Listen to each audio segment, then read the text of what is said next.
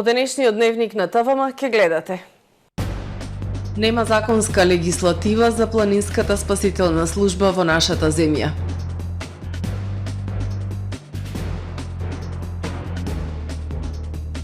Од регионалниот центар Ванчо Питошевски годинава очекуваат зголемен интерес за упис во нивното училиште.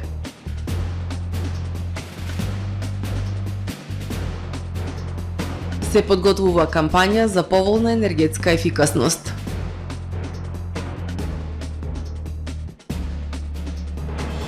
Заследиме промоција на најновиот роман на охридскиот писател Јордан Коцевски.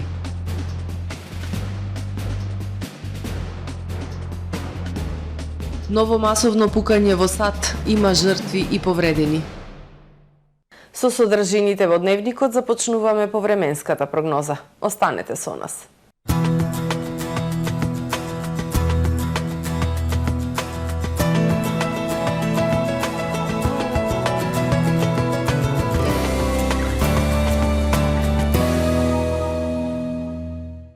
Во Охрид денес времето умерено облачно и нестабилно со пообилни врнежи од дожд, грмотевици и пад на температурите до максимални 19 степени Целзиусови.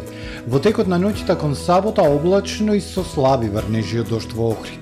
Во сабота над поголем дел од европскиот континент сончево време со локална облачност и релативно топло, локално на северна Велика Британија и Скандинавија и на Балканот. Умерено облачно и нестабилно со врнежи од дожд и грмотевици, проследени со засилен ветар. Утре на Балканскиот полуостров ќе преовладува умерено облачно и нестабилно време, ќе има врнежи од дожд проследени со ветер и пониски температури. На север, како и во Црна Гора и Албанија, претежно сончево со локална облачност. Максималните дневни температури на Балканот во сабота од 20 до 30 степени.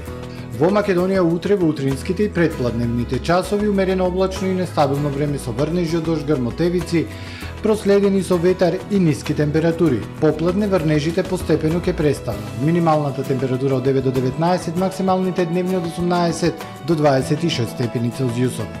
Во Охрид во сабота, во првата половина од денот, времето умерено облачно и нестабилно со врнежи од дожд и ветер. Попладне врнежите постепено ќе престанат. Минималната 14, максималната дневна 21 степен. Во недела и понеделник во утринските и предпладневните часови времето претежно сончево. Ќе има појава на локална облачност. Попладне ќе биде нестабилно со врнежи од дожд и грмотевици. Минималната 14, дневната 22, односно 25 степени.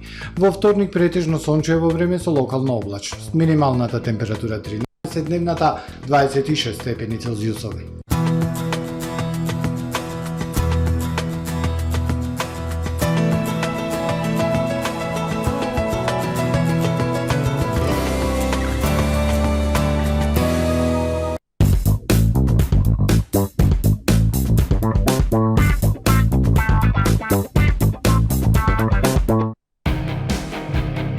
Ново во Охрид. Во центарот на градот на 300 метри квадратни и луксузен амбиент.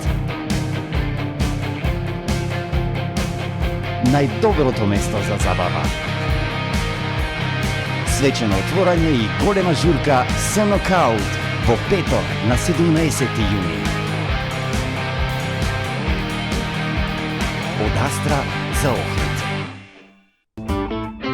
Дисконт Златна капка. Прв избор за сите ваши прослави и семејни веселби. Вршиме дистрибуција на сите видови алкохолни и безалкохолни пијалоци по најповолни цени во Струга и Охрид. Од нашата винска карта одберете вино од реномирани странски и домашни компании. Од богатиот асортиман со над 600 производи, покрај алкохолни и безалкохолни пијалоци можете да се снабдите и со квалитетни чаеви и кафе. Тајната на 5-годишното успешно обстојување е секогаш задоволни клиенти.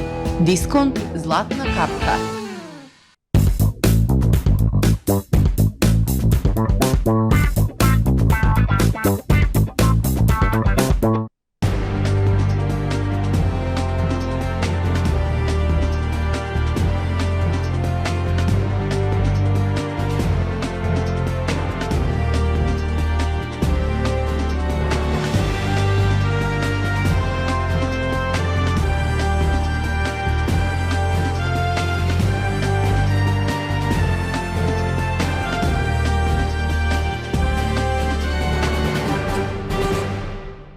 Добар ден, прво издание на Дневникот на ТВМ.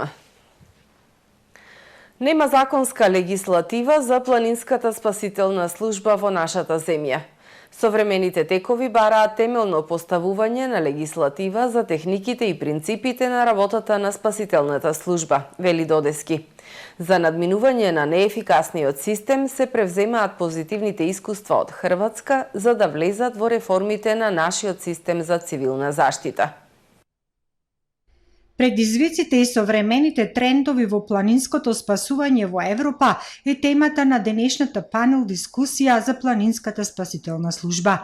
Настанот е организиран во рамки на проектот Нови можности за безбеден зимски авантуристички туризам, финансиран од Европската унија, ИПА програмата за прекугранична соработка со Албанија и Министерството за локална самоуправа на Македонија. Домаќини се планинската спасителна служба при Црвен крст Охрид, алпинистичкиот клуб Патагонија и Националниот сојуз за планинско спасување.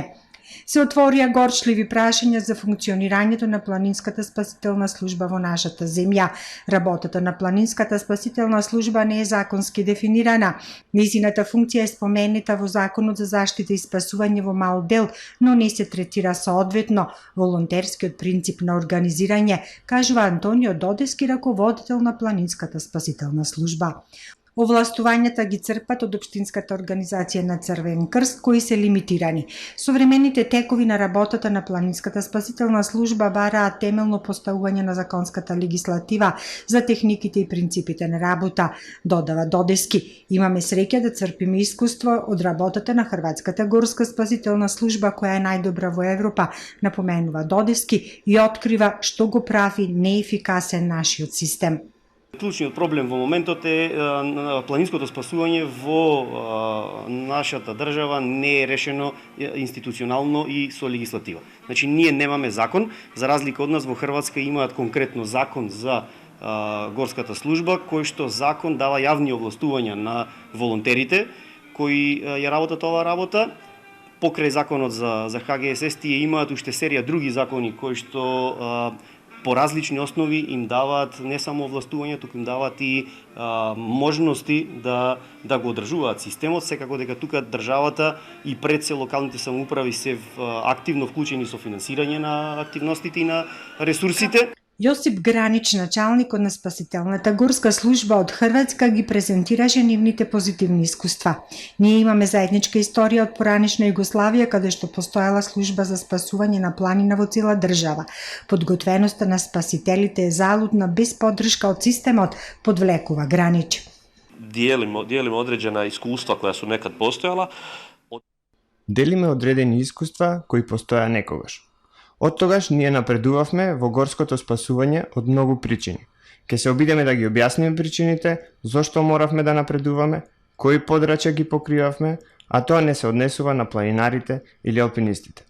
Голем дел од туристите и луѓето шетаат по планините, а не се планинари.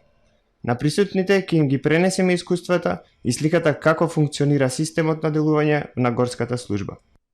На панел дискусијата учествуваа представници од повеќе институции. Министерството за одбрана го води процесот за реформи во системот за цивилна заштита.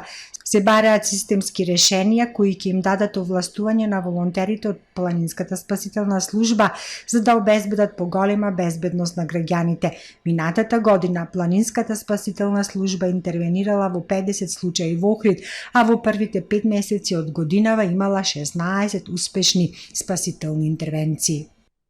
Првиот уписен рок во регионалниот центар Ванчо Питошевски Охрид е на 14 и 15 јуни. Во познатото средно гостителско училиште се образуваат најдефицитарните профили келнер, готвач, слаткар, а најважно е што во текот на образовниот процес имаат дуално образование. Покрај теорија, многу пракса и излегуваат подготвени на пазарот на трудот. Почнуваат уписите на учениците во прва година во регионалниот центар Ванчо Питошевски Охрид и годинава се нуди 3 и 4 годишно образование. Во познатото средно гостителско училиште се образуваат најдефицитарните профили келнер, готвач, слаткар, а најважно е што во текот на наставниот процес имаат дуално образование. Покрај теорија, учениците имаат многу пракса и излегуваат подготвени на пазарот на трудот. Од 4 годишните профили ќе ги истакнеме хотелско-туристичкиот техничар, техничар за настани анимации, угостителскиот техничар и техничар за рурален туризам.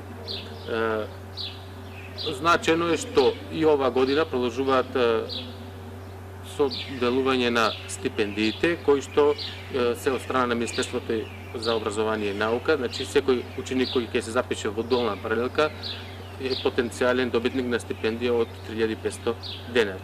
Професорите годинава очекуваат поголем број ученици да пројават интерес за образование во сферата на угостителството и туризмот. И оваа година очекуваме зголемен број на ученици, бидејќи и самиот тренд во угостителството и туризмот ни налага што поголем број на работници и сведоци сме сите дека години наназад е доста побарувачката зголемена, меѓутоа имаме голем одлив на работен кадар, така да побарувањето од страна на угостителскиот сектор се големи и се надеваме дека оваа година ќе имаме зголемен број на ученици во угостителството и туризмот. Првиот уписен рок е на 14 и 15 јуни, а новина оваа година е што за прв пат аплицирањето ќе може да се направи и по електронски пат. Прифати ги поинаквите нов мурал во Охрид.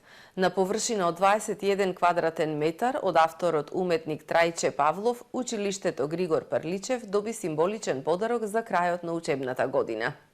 Една недела била доволна за создавање на мурал на инклузивноста во кој едно љубопитно девојче и водата го представуваат прифаќањето на различностите и емпатијата. Насликан на училиштето Григор Прличев на површина од 21 квадратен метар, авторот уметник Трајче Павлов се инспирирал од Охридското езеро и водата како елемент. Муралот за инклузивноста во Охрид е дел од проектот Биди ин, биди инклузивен, биди инклудиран, кој е финансиран од Европската Унија и со кој раководи фондацијата Чекор по Чекор. Се подготвува кампања за поволна енергетска ефикасност. Потрошувачите ќе добиваат насоки како да инвестираат во обновливи и поевтини извори на енергија и технологии. Во проектот ClearX е вклучена и Организацијата на потрошувачи на Македонија.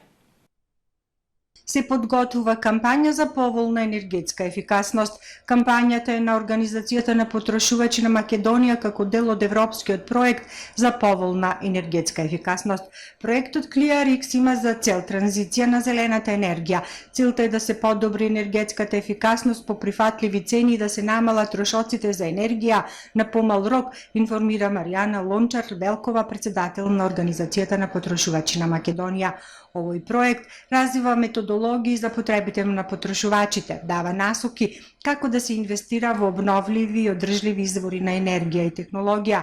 За таа цел се подготвува кампањата за колективно купување. Едукацијата за колективно купување ќе им овозможи на потрошувачите пристап до лабораториски тестирани производи и совети, вели Лончар Велкова. Ќе придонесеме и ние самите како организација, меѓутоа заедно со општините, со советите на потрошувачи, со градоначалниците, да може тие да се заинтересираат и подобро да се имплементира оваа програма, која би била едноставно многу важна заради тоа што ги воведува потрошувачите како значаен дел од системот за целокупниот општествен систем, заради тоа што ние сме тие кои што со нашите средства придонесуваме многу работи да функционира. Активностите за колективно купување ќе поттикнат производство на дополнителна обновлива енергија, а во текот на проектот и заштеда од примарната енергија. Потрошувачите од целните земји ќе се информираат за придобивките од обновливите извори на енергија. Ние се одредивме за колективно купување на инвертер клими, заради тоа што тие се енергетски ефикасни, меѓутоа оној момент кога ќе настапи таа кампања, ќе треба да имаме на увид тестирање на производи кои што се најефикасни во Европската Унија од независни тест лаборатории. Други организации се одлучија и за топлинските помпи, трети организации се одлучија за соларните, значи фотоволтаични системи, и сепак и нас регулативата не е во тој домен уште довршена, не можеме да ги турнеме потрошувачите во некое колективно купување на такви фотоволтаични системи, заради тоа што очекуваме дека ќе се досреди правната регулатива. Кон проектот ќе се приклучат 38.000 потрошувачи од 6 европски земји. Избрани се организациите на потрошувачи од Македонија, Бугарија, Кипар, Литванија, Словачка и Словенија. Организациите на потрошувачи ќе доставуваат веродостојни достапни информации до потрошувачите како да се води енергетска транзиција за обновливи извори, одржлива енергија и енергетски ефикасни технологии. Промоција на најновиот роман на охридскиот писател Јордан Коцевски, насловен како «Заследиме». Станува збор за дело за кое писателот се надева дека ќе биде посебно интересен за помладите читатели кои се на социјалните мрежи од забава, но и за оние кои во виртуелниот свет од информации сакаат да остварат заработка. Промоцијата е утре, 11 јуни, во кафе бар Шила. Тоа е затоа што мојата сопруга е инфлуенсерка, има повеќе од 20.000 следачи и често сум со неа кога ги прави содржините и ги знам како функционираат работите. Ја знам нашата хемија која постои, трудот кој се вложува околу една фотографија или едно сега рил популарно видео и се водев од она правило, пишувај за тоа што знаеш и решив да напишам еден роман кој ќе биде на таа тематика, значи Инстаграм, инфлуенсери, меѓутоа сепак да си го има мојот допир, односно иако главната тема на некој начин, главниот лик и останатите ликови си инфлуенсери, сепак се допрени многу повеќе теми освен Инстаграм. Дали младите луѓе кои што на социјалните мрежи се одзаваат, но и оние млади луѓе кои што сакаат попрофесионално да се занимаваат со социјалните мрежи и да заработуваат од социјалните мрежи, од една страна се запознаени со опасностите кои ги демнат таму, а од друга страна и ги знаат доволно бенефитите и сите оние позитивни страни кои што ги носи виртуелниот свет. Барем кај нас не сме доволно запознаени ни со едното, ни со другото, значи ни со позитивните работи, ни со негативните и често се настапува доста со предрасуди, значи било дали се позитивни и негативни, постојат доста предрасуди. Гледав во романот да одговорам или не да одговорам, туку да си дадам повеќе гледни точки на сите проблематики поврзани со тоа. Така да самиот роман започнува со самоубиство на инфлуенсерка и тргнува од моралната дилема на главниот лик, дали е во ред да ги преземи спонзорите на инфлуенсерката што се самоубила, односно да заработи на нечија туѓа несреќа. Како што се развива дејството, навлегувам во повеќе тематики, значи од колку се заработува, дали може да се заработува, како оде еден договор, како се склучува еден договор, кои се нели подобностите што може да се добијат од тоа, вклучувајќи како е да се јавна личност, да си под напади на критика константно, покрај тие нели коментари и следачи кои што поддржуваат, секогаш имаме и другата страна. Така да се разбира дека не можев да изоставам темата на сайбербулинг, на лажни вести. Едноставно е роман кој што е во современо време на современа тематика. Дали повозрастната генерација на читатели, сите оние кои што имаат една таква, можам да кажам, слободна аверзија и свесно одбиваат да бидат дел од социјалните мрежи, после читањето на вашиот роман ќе сакаат и ќе бидат малку повеќе љубопитни да ги видат и да ги откријат тајните кои што социјалните мрежи и воопшто виртуелниот свет им ги нуди. Внимавав и на тоа, дури сметам дека на некој начин се создава и еден роман каде што ако се смени името Инстаграм со било која друга социјална мрежа во иднина да речеме, пак ќе функционира, затоа што сепак главната приказна не се врти околу социјалните мрежи. Јас кога работам на некое дело, за мене тоа е приказна, односно приказна која што ја конструирам на начин да го воведам читателот, за да дојдам до крајот, значи да се запознае со основните работи и да биде интересно. Сепак во романот има, значи нема акција толку, бидејќи е драма со елементи на психолошки трилер, но затоа има многу повеќе, се смеам јас, хедонизам во однос на претходниот. Значи имаме уживање во храна, имаме забави, облека, она што на секој еден како индивидуа му е блиско. И за самиот крај од нашиот разговор, дали секој млад читател кој што ќе го прочита ова ваше најново дело, следниот пат кога ќе сака да заследи некој на Инстаграм, на Фејсбук, на ТикТок, или пак да биде заследен од некој, ќе размисли малку повеќе и дали тоа ќе му биде сеедно? Се надевам да, затоа што токму тоа е целта и се надевам дека добро ќе размислуваат во иднина кого заследуваат и кој ќе ги заследи. Биди внимателен или хаштаг може ти си следниот.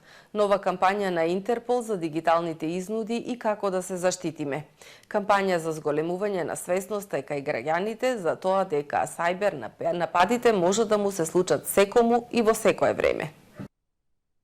Во модерниот и се повеќе дигитализиран свет, сајбер криминалот представува сериозна закана и за поединецот и за општеството во целост, со напад врз ранливостите на вашите уреди, телефони, таблети, лаптопи, компјутери. Сајбер криминалците можат да добијат пристап до вашите доверливи материјали, кои можат да ги искористат за да ве уценуваат или да се обидат да изнудат пари од вас. Реализацијата на оваа двонеделна кампања е планирана преку социјалните мрежи во текот на јуни. Преку неа ќе бидат презентирани најчестите начини и обиди кои ги користат сајбер криминалците како и совети како да се препознаат тие, со цел граѓаните, организациите и деловните субјекти да се здобијат со одредени знаења за да можат да ги заштитат своите системи, мрежи или уреди.